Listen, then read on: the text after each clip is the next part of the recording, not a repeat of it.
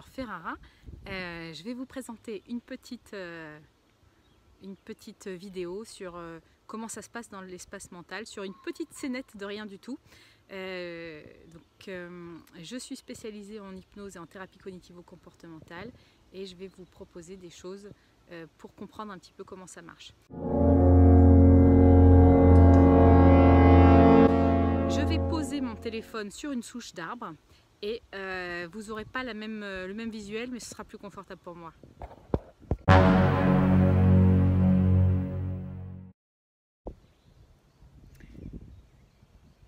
Avant-hier,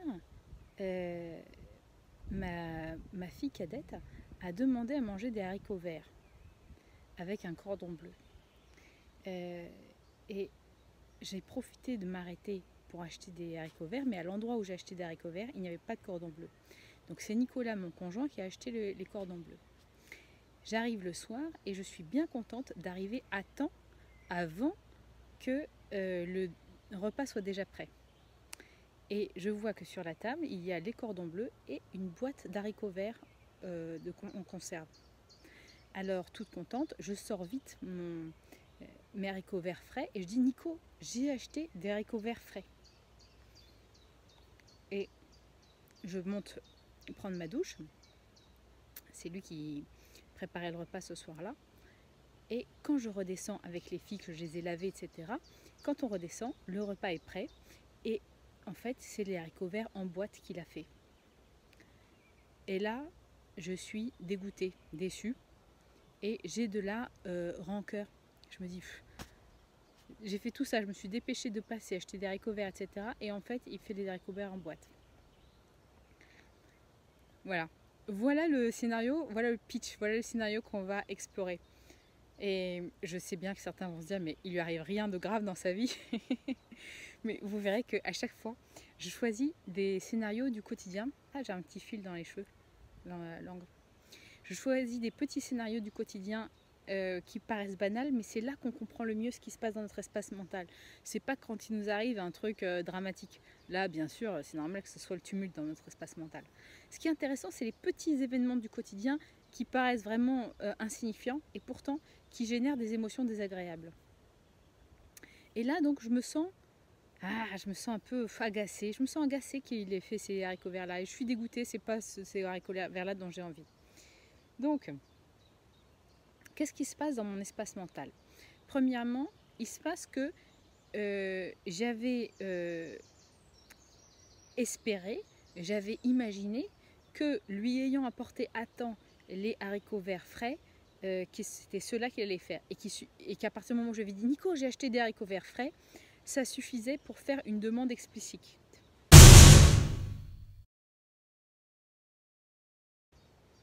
Et ce qu'il m'a dit, c'est qu'il a tout à fait vu les haricots verts frais et qu'il les a rangés au frigo.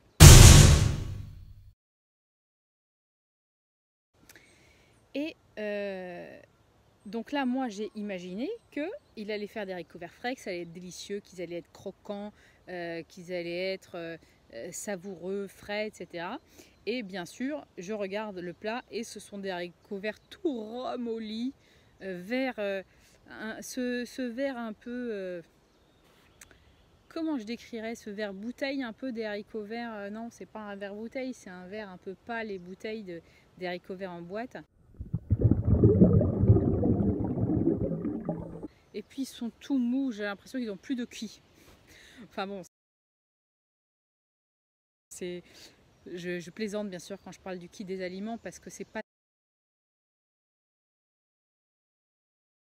tout à fait ma formation. Ce que je veux dire surtout, c'est que, bien sûr, au pays du soleil levant, ils parlent du qui des aliments. Et nous, dans notre formation, on va parler plutôt des vitamines qui ont été perdues à la cuisson, des éléments qui ont été perdus à la conservation, des éléments nutritifs très intéressants, très valables qu'on va perdre quand quelque chose a été conservé longtemps ou cuit longtemps ou ainsi de suite. Donc en fait, qu'est-ce qui se passe? C'est que je crée pour moi de la déception. J'ai attendu quelque chose et je ne l'ai pas, donc j'ai une émotion de déception, je suis déçue. J'ai une émotion de frustration. Je voulais des haricots verts frais, c'est des haricots verts en boîte. la vie ne me donne pas ce que je veux, je suis frustrée. Je crée pour moi aussi une émotion pire encore, c'est que je regarde ces haricots verts en boîte et mon regard est vraiment un regard dévalorisant. C'est-à-dire je les regarde, je les trouve mous, je les trouve pâles, je les trouve, et mon cerveau est en train de se dire mais ces haricots verts là, est-ce qu'ils nous apportent vraiment quelque chose dans notre corps d'intéressant? Donc là en fait je suis en train de dévaloriser les haricots verts en boîte. Et d'ailleurs peut-être que je me trompe, parce que peut-être qu'ils ont plus d'intérêt que ce que je ne leur accorde. En tout cas là je suis en train de créer une dévalorisation, je les dévalorise. J'ai critique, je les juge comme inutiles, inefficaces, inintéressants au niveau nutritionnel.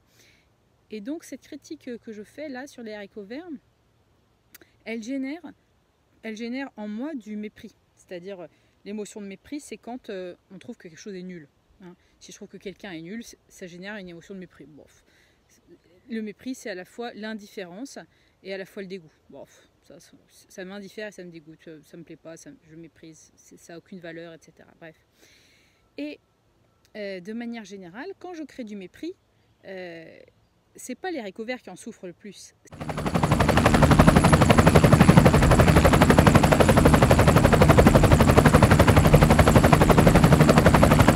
C'est moi, c'est dans mon corps. Bien sûr, les haricots verts, ils peuvent se sentir vexés par mon mépris, mais moi, je fabrique pour moi du mépris.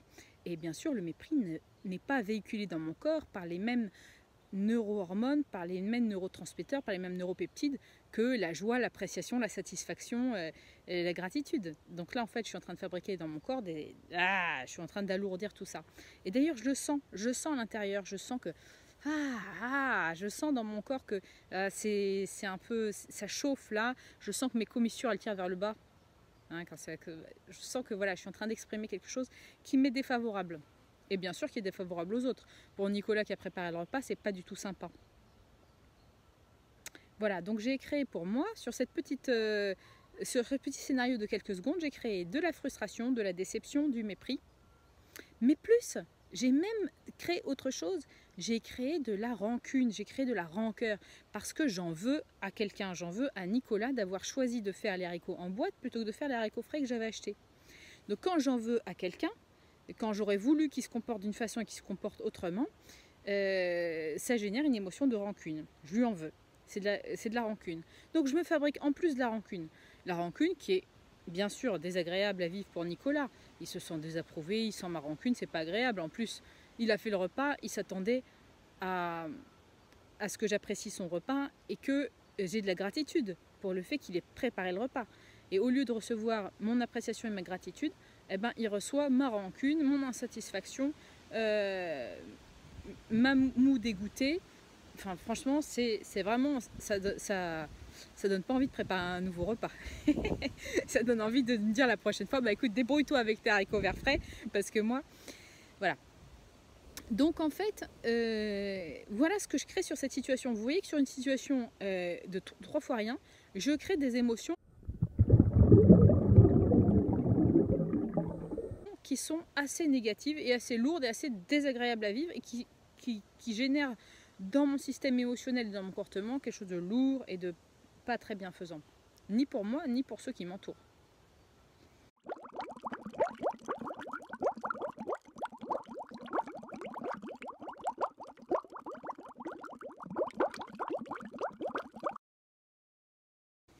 Alors qu'en vérité, si j'étais plus sage, j'aurais pu me dire, bah écoute, c'est normal, Nicolas il a fait de son mieux avec l'énergie du moment.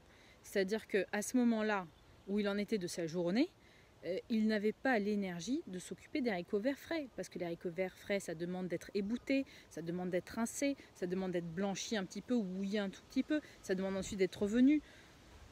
Et ça demande beaucoup plus de temps d'être à côté, alors que les haricots verts en boîte, c'est très rapide. Donc en fait, il n'avait pas ni le temps ni l'énergie de faire tout ça. Et au lieu d'éprouver moi-même de la compassion pour mon compagnon qui n'avait pas suffisamment d'énergie à ce moment-là pour faire tout ça, donc en éprouvant de la compassion, ça m'éteint la rancune. Après, le mépris. Le mépris qui est fabriqué par la pensée, c'est nul ce que je suis en train de manger, ça n'a pas de valeur nutritive.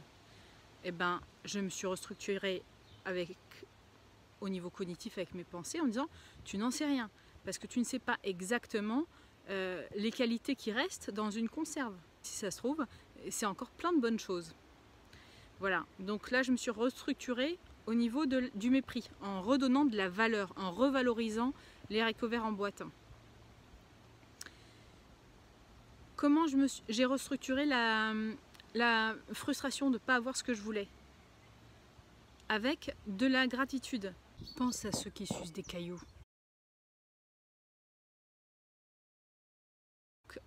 Je revalorise, je recrée de l'appréciation et je recrée de la gratitude. Merci pour ce que j'ai.